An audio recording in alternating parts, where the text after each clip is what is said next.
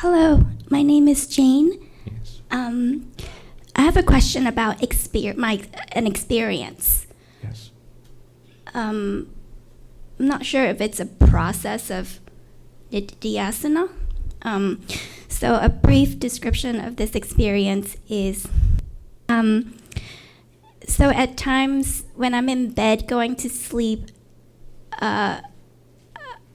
I'm aware that the body is going into sleep mode while the mind is extremely lucid and placid. Understand that everything happens in us consciousness, but my mind is now trying to put a finger on whether it's a process of something, what it's all about. So, thanks. Okay. So what happens in the mind is a process. The mind is always working and it works in sequence, so it's a process. Waking is a process. Falling asleep, transition from waking to sleep is a process. The generation of dreams is a process. And then waking up again is a process. But the luminosity which illumines consciousness itself, which illumines the mind itself in waking, dreaming, deep sleep, that's not a process. It's always there.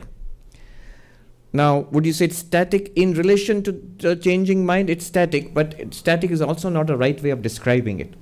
Because static means the possibility of motion. When something is still, you are static, you're not moving, but you can move.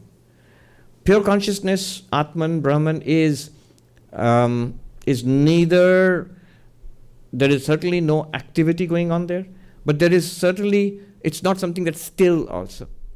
It's beyond the possibility of stillness. It's the witness of stillness and activity, let's put it that way. It's the ground of both stillness and activity. In itself, you cannot predicate stillness and activity to it. For example, waking and dreaming are processes, and there's activity going on. Whereas deep sleep seems to be not a process, stillness. Complete cessation, phenomenological from our perspective. Of course, the body, if you examine it in the brain, something is going on. But for us, blank. So that's stillness.